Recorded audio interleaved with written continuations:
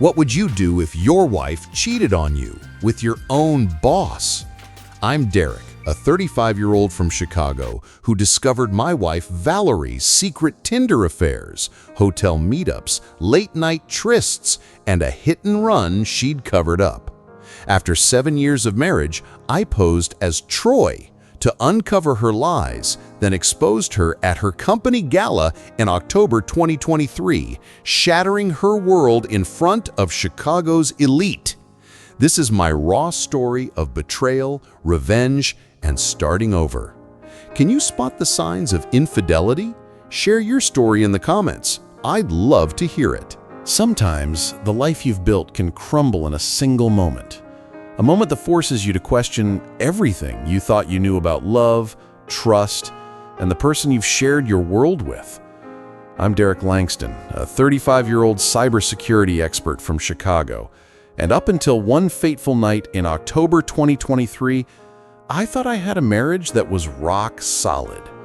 My wife, Valerie, and I had been together for 7 years, a partnership I believed was rooted in honesty and devotion.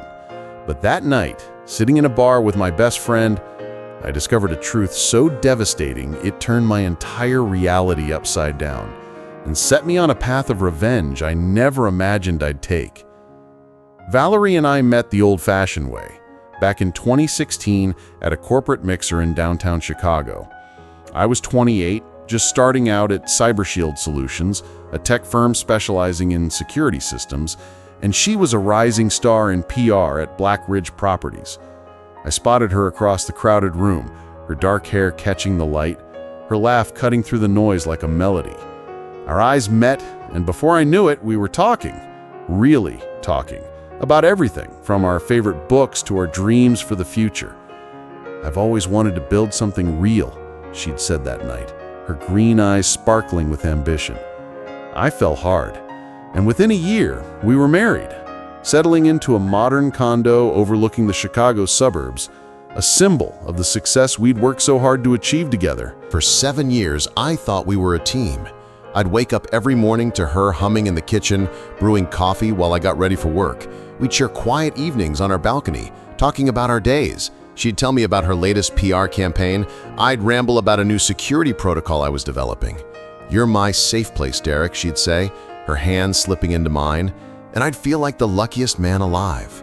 Sure, we had our struggles, my long hours at work, her occasional late nights with clients, but I never doubted her. I trusted her implicitly, the way you trust someone who's been your partner through every high and low.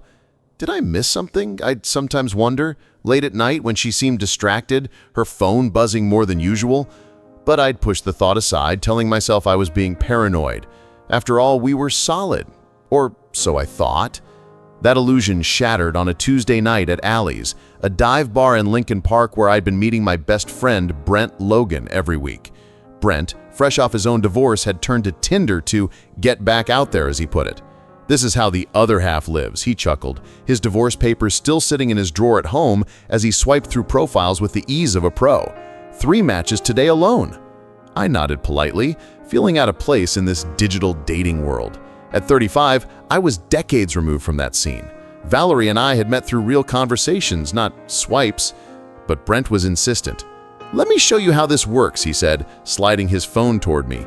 "You'd be surprised how addictive it gets." "I'm good," I protested, a faint unease stirring in my chest. But curiosity got the better of me. I took the phone, mimicking Brent's movements, left swipe, right swipe, the casual dismissal of human beings reduced to thumbnail images.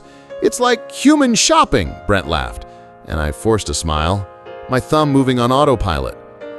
Then it stopped. The world tilted, my breath catching in my throat as I stared at the screen.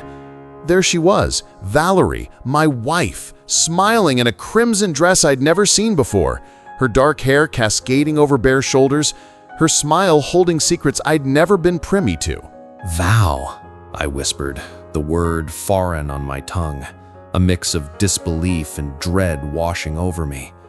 Brent leaned over, his face draining of color. "No way," he stammered. "That can't be." But it was. The profile was unmistakable. Valerie, 33, single, just here for good conversations and new experiences. The location showed 5 miles away, our neighborhood.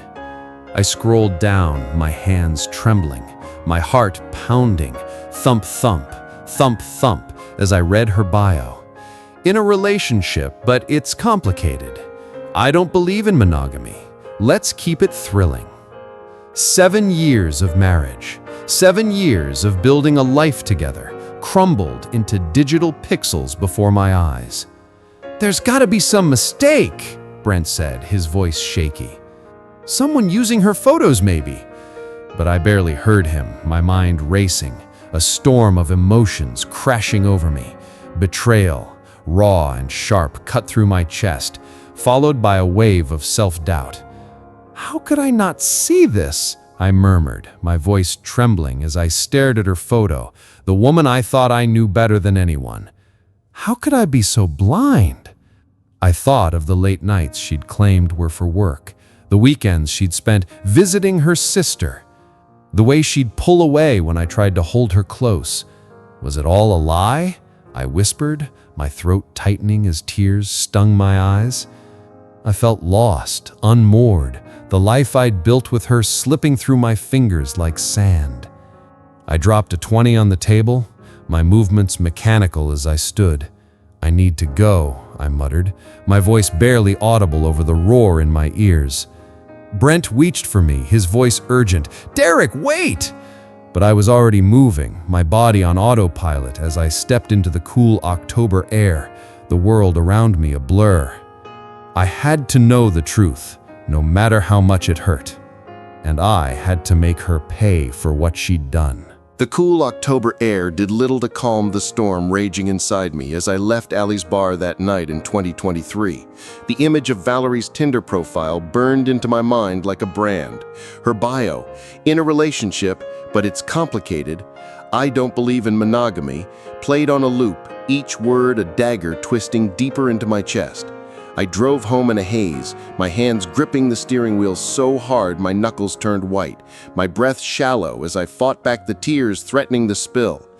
"How could she do this to me?" I whispered to myself, my voice trembling with a mix of rage and heartbreak. 7 years, was it all a lie? The condo we'd shared, a modern high-rise overlooking the Chicago suburbs, a symbol of our success, now felt like a prison, its walls closing in as I pulled into the underground garage and sat motionless, my heart pounding, thump, thump, thump, thump, with the weight of her betrayal. When my phone chimed with a text from Valerie, the sound sliced through me like a knife. "Working late, don't wait up, love you." Those 3 words, "love you," felt like a cruel joke, a mockery of everything I'd believed about us. I'd never questioned them before, but now they fueled a fire inside me, a burning need to know the truth, no matter how much it hurt. I took the elevator up to our pristine home, my movements mechanical as I entered our shared office. My fingers hovered over the keyboard of my personal laptop, the one Valerie never touched, always dismissing it as boring work stuff. As a top cybersecurity analyst at CyberShield Solutions, I knew how to uncover digital secrets, and tonight I'd use every skill I had to expose hers. With cold precision, I opened an incognito browser and downloaded Tinder. I created a new email, linked a prepaid card number, and built a persona. Troy Mitchell, 38, financial consultant, recent Chicago transplant. I uploaded photos of an old college friend who'd moved overseas years ago, ensuring Valerie wouldn't recognize him. My heart hammered against my rib cage, thump, thump, thump, thump, as I began to swipe, each profile a reminder of the life I thought I'd had, now slipping through my fingers.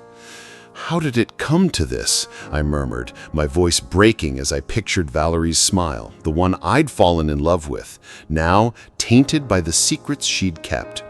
It took 40 minutes to find her, and when I matched with my own wife, the 3 dots indicating she was typing felt like a countdown to my own destruction. "Hey, handsome, new to Chicago?"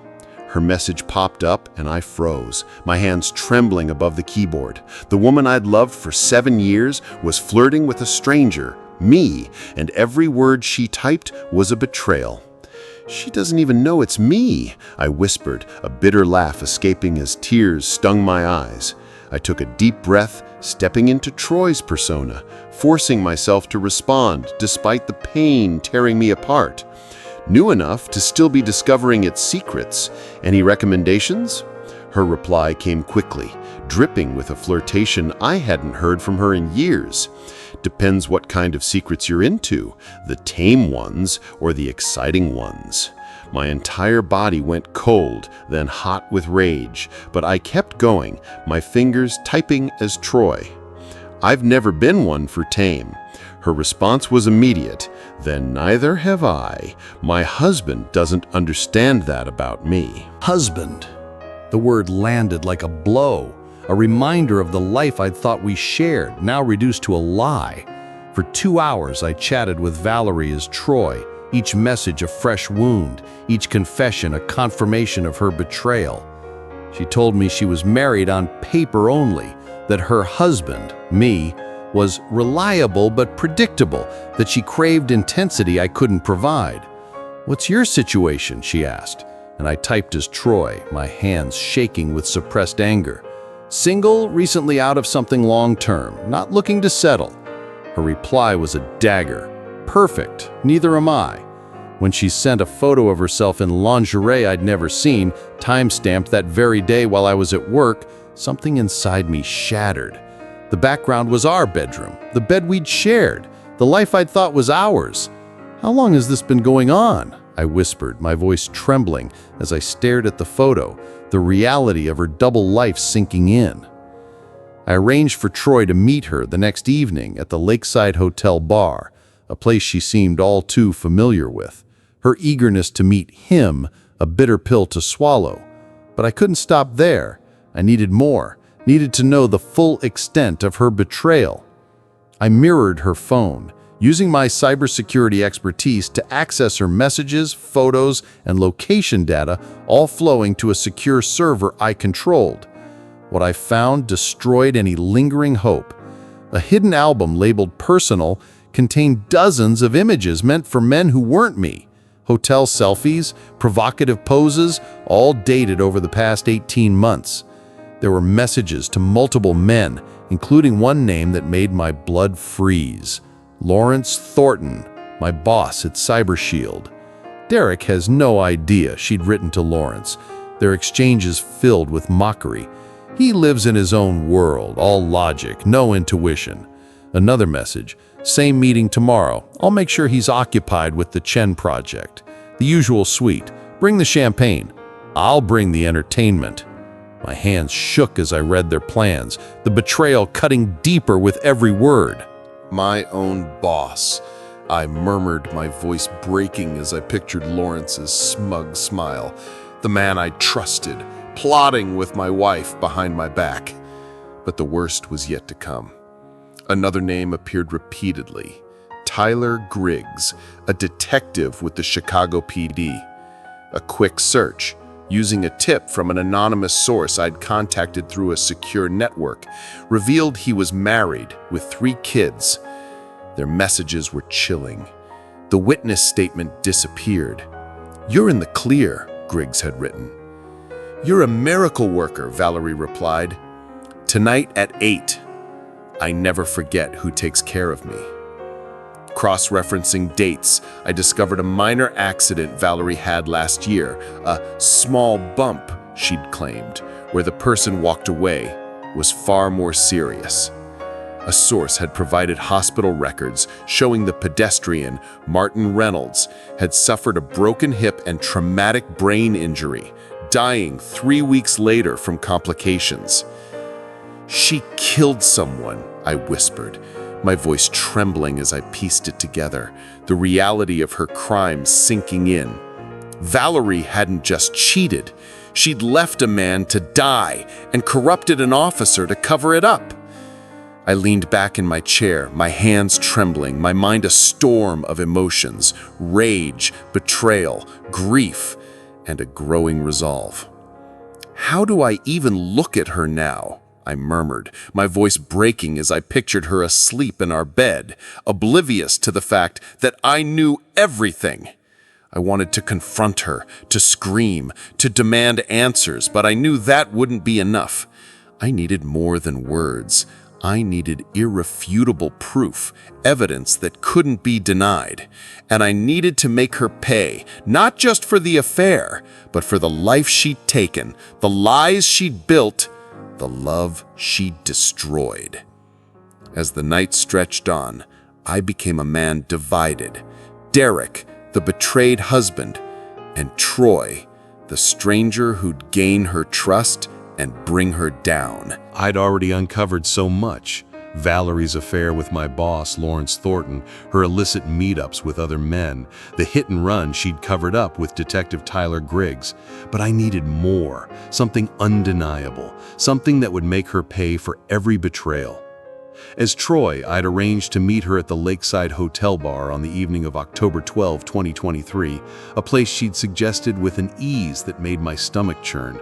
"She's done this before," I murmured, the realization hitting me like a wave as I set up for the meeting, my cybersecurity skills coming into play. I arrived 30 minutes early, selecting a table with a perfect view of the entrance, but partially obscured by a decorative column. Using 3 tiny cameras from my company's security testing kit, I positioned one on a potted plant near my table, another angled from the bar, and a third in the corridor leading to the restrooms, each one ready to capture every moment of her deception. At 7:02 p.m., I sent a message as Troy, running about 10 minutes late, grab us a spot at the bar. Her response came quickly, a mix of eagerness and nonchalance that made my blood boil. "Already here, red dress, corner spot." I watched from my shadowed corner, my breath shallow. Ha ha, ha ha. As she checked her reflection in her phone camera, applied fresh lipstick, and took a sip of a martini, her wedding ring conspicuously absent. She wore the same crimson dress from her Tinder profile, the one I'd never seen before, her dark hair cascading over bare shoulders, her smile radiant with anticipation. "She's waiting for him," I whispered, my voice breaking as I watched her glance toward the entrance, hunger in her eyes each time the door opened. The sight made me physically ill, a bitter reminder of the life she'd been living behind my back. At 7:15 p.m., I sent another message as Troy. "Emergency client call. Might be another 20. Stay put." Her reply was instant. "I've got nowhere else to be tonight." I watched as she ordered another drink, scrolled through her phone, and occasionally glanced around, her impatience growing. My heart pounded, thump, thump, thump, thump, as I realized how close I was to getting caught. What if she recognized me? What if someone else did? The risk was immense, but I couldn't stop now, not when I was so close to exposing her. At 7:30 p.m., my phone buzzed with a message from her. "You sure you're coming? I don't like being kept waiting." The words were a punch to the gut, her tone flirtatious but edged with suspicion. "She's on to me," I murmured, my hands trembling as I typed a quick reply. "Definitely, just wrapping up, don't go anywhere." I held my breath, praying she'd buy it, knowing one wrong move could unravel everything. At 7:45 p.m., I delivered the final blow as Troy. "Not gonna make it, client disaster, rain check?" Her response came quickly. "Tomorrow, same time, same place?" I exhaled, relief washing over me, but it was short-lived. "Tell me something," I typed, my finger shaking. "What would you do if your husband walked in right now?" Her reply after a brief pause was chilling. Honestly, part of me fantasizes about it. The look on his face, knowing I'm completely beyond his control. There's power in that. My vision blurred with tears, her words a confirmation of the cruelty I'd suspected. I watched her. She finished her drink, gathered her purse, and walked out, passing within 15 feet of where I sat, never noticing me in the shadows. I collected my cameras, my hands trembling as I headed to my car, the footage of her waiting for a lover now safely in my possession. But I wasn't done. The next morning, I followed Valerie to a breakfast meeting she hadn't told me about, one I'd learned of through her mirrored phone. She was meeting Victor Castillo, a primary investor in her real estate firm's newest development, at a cafe in the Loop. I parked across the street, my hands steady as I set up a directional microphone borrowed from work, its range just enough to capture their conversation. "The zoning board decision is still confidential," Valerie told Castillo, her voice low as she leaned close, her foot brushing his under the table. "But the vote is secured. You can start buying up the adjacent properties now before prices skyrocket." Castillo's reply was smooth. "And your commission?" Valerie smiled, her tone suggestive. "The usual arrangement, plus something extra for the priority tip." My hands clenched into fists, the recording capturing every word of her insider trading, a crime that would ruin her career, just as she'd ruined our marriage. I drove back to the office, my mind a storm of emotions, rage, betrayal, and a growing resolve to see this through. "Should I stop now?" I whispered, my voice trembling as I sat at my desk, the weight of what I'd uncovered pressing down on me. Part of me wanted to walk away, to file for divorce and leave her behind, to spare myself the pain of digging deeper. But another part, the part that had loved her, that had trusted her, needed to know everything, needed to make her face the consequences of her actions. "I can't let her win," I murmured, my voice hardening as I opened my laptop, the recordings and messages I'd collected, a testament to my determination. I wasn't just fighting for myself anymore. I was fighting for the truth, for justice, for the life she'd stolen from me. And I wouldn't stop until she paid for every lie, every betrayal, every moment she spent with someone else while I believed in us. The Castillo Development Gala on October 18, 2023, was Valerie's crowning achievement, a glittering event at the Palmer House Hilton in downtown Chicago, where hundreds of the city's elite gathered to celebrate her latest triumph as PR manager for Black Ridge Properties. The grand ballroom was a spectacle of opulence. Crystal chandeliers cast a golden glow over the marble floors. The soft hum of classical music from a live string quartet filled the air, and the scent of champagne and caviar lingered as over 300 guests, business tycoons, city officials, and investors, mingled in their finest attire. I stood among them, dressed in a tailored black suit, playing the role of the supportive husband, but beneath the facade, my heart pounded with a mix of dread and resolve, thump, thump, thump, thump, knowing that tonight I'd bring Valerie's world crashing down. Valerie worked the room with the effortless grace I'd once admired, her gold evening gown shimmering as she laughed with investors, her practiced charm drawing smiles and nods from Chicago's power players. She introduced me mechanically when necessary. "This is my husband, Derek." Her hand never lingering on my arm, her eyes already scanning for the next important guest. "Your wife is quite the asset," Victor Castillo, a primary investor, told me, his gaze following Valerie as she moved to another group. "She understands discretion."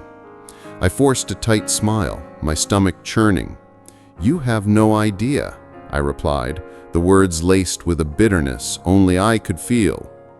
Every step I took, every smile I faked, was a countdown to the moment I'd expose her, her affairs, her crimes, the life she'd built on lies. At precisely 8:30 p.m., Valerie took the stage, the crowd quieting as she approached the podium, radiant and confident, her voice carrying through the ballroom's premium sound system. "Tonight represents not just a build-in project, but a vision for Chicago's future," she began, her tone polished and commanding. "Black Ridge Properties has always prided itself on integrity, transparency, and community partnership." The irony of her words burned in my chest as I slipped away to a service corridor where the audio-visual equipment was housed. The young technician barely glanced at my employee badge from CyberShield, a company that conveniently handled security for venues like this, when I said, "System check," and slid into the chair. He nodded and stepped away, leaving me to insert a flash drive into the system. Years of security work had taught me how to exploit vulnerabilities like identical backdoor administrator passwords, and within moments, I had control. On stage, Valerie was reaching her crescendo. And now I am thrilled to reveal the Lakefront Tower renderings, a project that will redefine luxury living in our city. The massive screen behind her shifted, but instead of architectural renderings, her Tinder profile appeared. Her face projected 20 feet tall, smiling in that crimson dress, her bio glowing in bold letters, "I don't believe in monogamy. Let's keep it thrilling." A collective gasp rippled through the crowd, followed by murmurs of shock as Valerie turned, confusion crossing her features, her eyes widening in horror as she saw herself on display. I advanced the slides remotely, my hands steady despite the storm inside me. Private messages between Valerie and Troy appeared next. "My husband is boring. I need intensity he can't provide. I've been with other men." The crowd's murmurs grew louder, a mix of disbelief and disdain, as phones emerged capturing the unfolding disaster.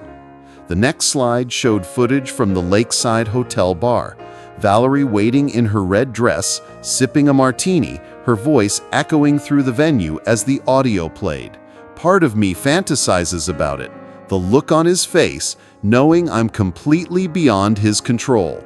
The crowd erupted into chaos, voices rising in a cacophony of shock and judgment. Is that her? She's cheating on her husband? As guests began live streaming, their phones flashing like a sea of stars.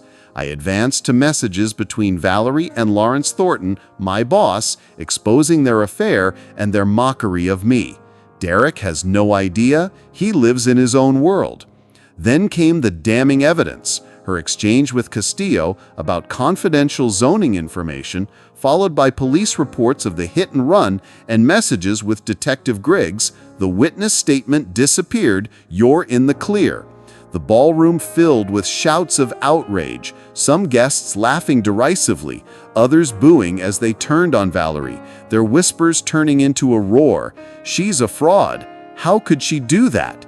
Valerie stood frozen at the podium, her mouth open but soundless, her hands trembling as she gripped the microphone, her gold gown suddenly looking like a costume for a role she couldn't play anymore. This isn't what it looks like," she stammered, her voice cracking as she turned to the crowd, her eyes darting frantically for an escape. "It's a mistake! Someone's trying to sabotage me!" But the evidence kept coming. Each slide a new blow, and the crowd's disdain was palpable, their boos and jeers echoing through the room as they live-streamed her downfall. Castillo was already moving toward the exit, pursued by a city councilman shouting, "We need to talk, now!" Lawrence Thornton had vanished, his absence a silent admission of guilt. I emerged from the service corridor, my heart pounding, thump, thump, thump, thump, as Valerie rushed toward me, her face contorted with a mix of rage and panic. "What have you done?" she hissed, grabbing my arm with surprising strength, her nails digging into my skin. The crowd parted around us, their phones still flashing, capturing every moment of her unraveling. "You've ruined everything!" she screamed, her voice shrill as tears welled in her eyes, her composure shattered. I removed her hand from my arm, my voice calm but cold as ice. "I introduced you to Troy," I said, watching the realization dawn in her eyes. "He wanted to meet you in person." Her face paled, her lips trembling as she whispered, You're Troy?" I nodded, my gaze unwavering. Every message, every confession, every betrayal, documented. She switched tactics instantly, her voice softening as she reached for me, her tears now a performance for the crowd. "Derek, please, I can explain everything," she pleaded, her voice loud enough for nearby guests to hear, their whispers intensifying. She's begging him now. After all that? They're manipulated, fake, she continued, her hands trembling as she clutched my sleeve. Someone's trying to destroy us. I stepped back, my voice steady despite the pain in my chest. Not us, I corrected, my tone cutting through her lies. Just you. The crowd's murmurs grew louder, a mix of scorn and fascination, as a commotion at the entrance drew our attention. Detective Tyler Griggs pushed through the guests, his face thunderous, his badge flashing as he created space around us.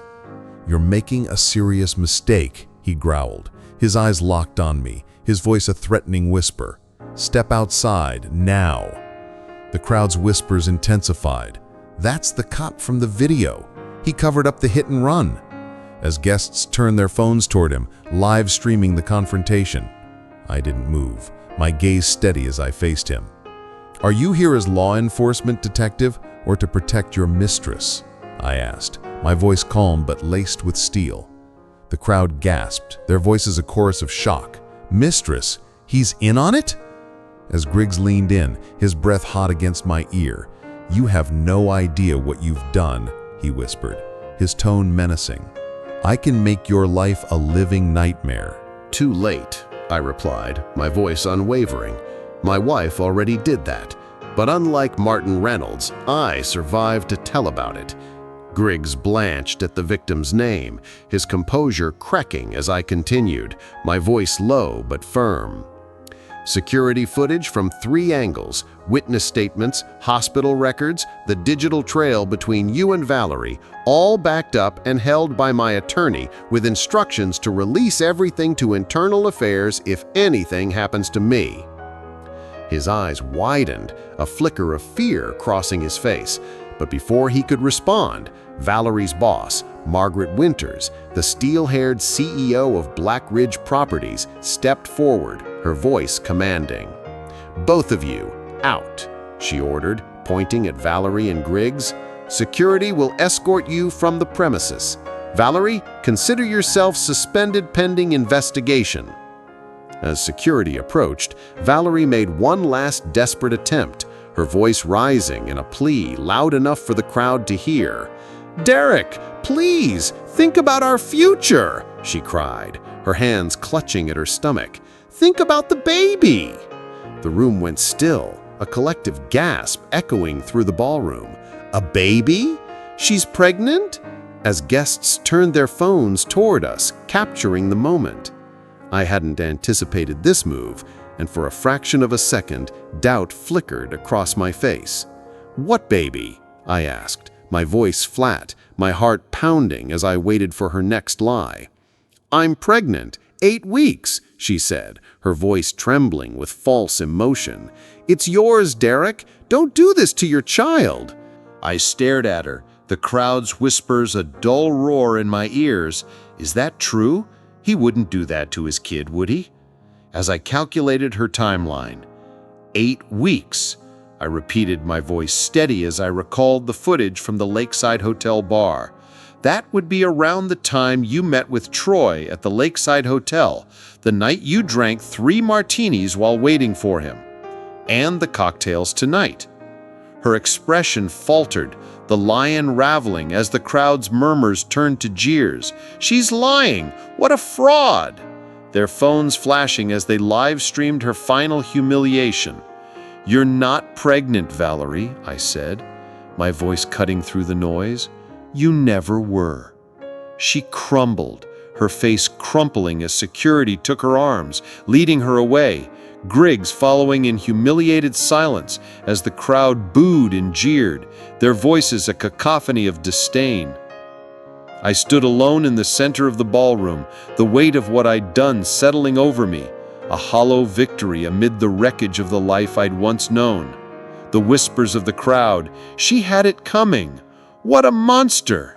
echoed around me as I watched Valerie disappear, knowing this was only the beginning of her downfall and the start of my fight to reclaim my life. The fallout from the Castillo Development Gala on October 18, 2023 was immediate and devastating, a tsunami that swept through Valerie's carefully constructed world and left nothing but wreckage in its wake.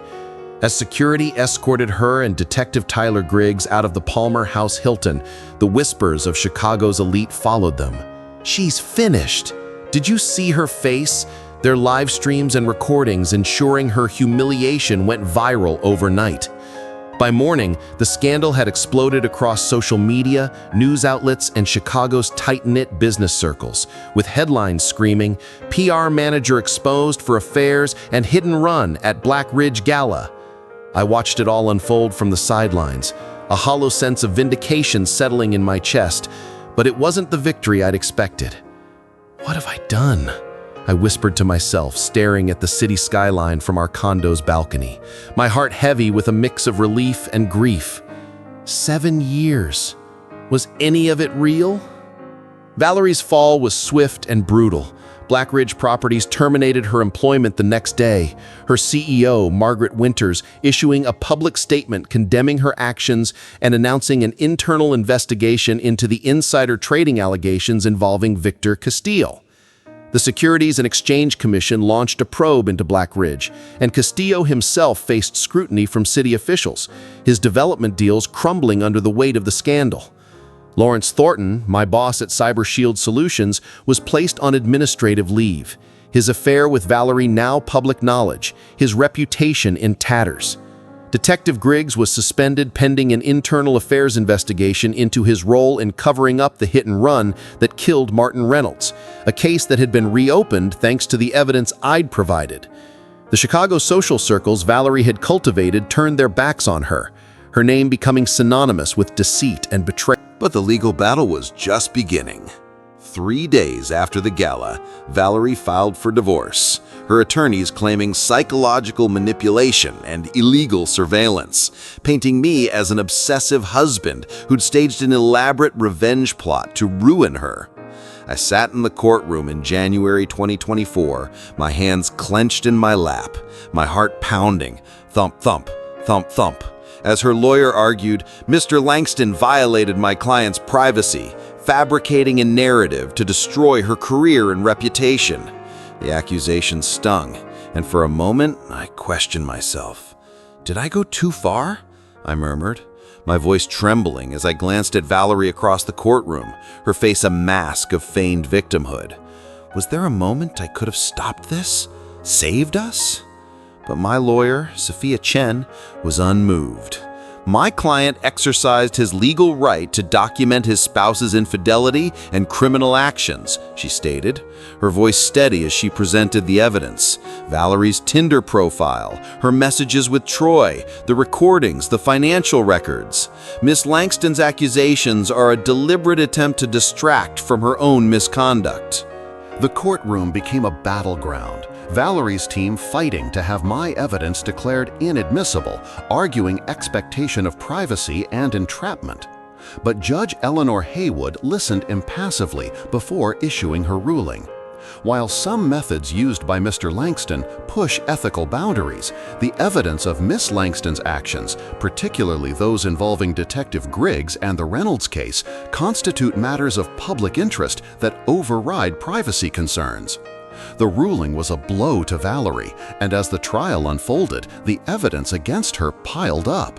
Sophia presented financial records showing Valerie had spent over $46,000 of our joint assets on hotel rooms, expensive gifts, and weekend getaways for her lovers, all while I was at work or believed she was visiting her sister. This constitutes financial fraud against her spouse, Sophia argued, her voice sharp as she laid out the bank statements, each transaction a new betrayal. The case took a dramatic turn when Valerie's team introduced a life insurance policy change dated just weeks before the gala, allegedly signed by me, increasing my coverage from $500,000 to $2 million. This proves Mr. Langston planned to leverage this policy, her attorney argued, suggesting I'd manufactured the scandal to position myself as a sympathetic victim before filing a claim, or worse. The implication was chilling, but I knew it was another lie. "Did you authorize this policy change?" Sophia asked as I took the stand, my voice steady despite the storm inside me. "No," I replied firmly, "that's not my signature." Handwriting experts confirmed my claim. The forgery was professional but detectable, and further investigation revealed the paperwork had been processed through Black Ridge's legal department, where Valerie had access and allies. We have evidence that Miss Langston initiated this policy change using a forged signature, Sophia told the court, her voice cutting through the tension.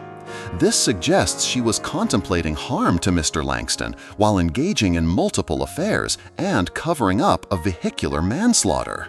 The final day of proceedings brought Valerie to the stand, her last desperate attempt to salvage her image. "I didn't cheat on Derek with multiple men, just one," she began, her voice trembling with practiced emotion.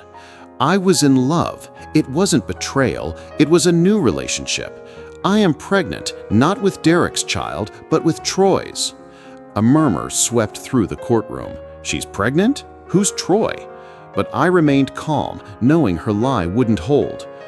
"Troy Mitchell doesn't exist," Sophia countered, her voice sharp. "He was a fictional profile created by my client." Valerie doubled down, her eyes flashing with defiance. "That's what Derek wants everyone to believe. I met Troy several times." I opened my laptop, my hands steady as I projected our message history onto the courtroom screen. Every conversation occurred through text messages on the app. No phone calls, no video chats, I explained, highlighting timestamps and geolocations. Each message from Troy was sent from my location at the time, many while I was at work with witnesses to confirm my whereabouts. I turned to Valerie, my voice cold. "If you met the real Troy, provide any evidence, a security camera image, a receipt, anything." Her expression hardened, her final gambit crumbling as the truth closed in. Judge Haywood's ruling was comprehensive. Full divorce granted on grounds of adultery and marital misconduct. All liquid assets divided with adjustments for Valerie's fraudulent spending.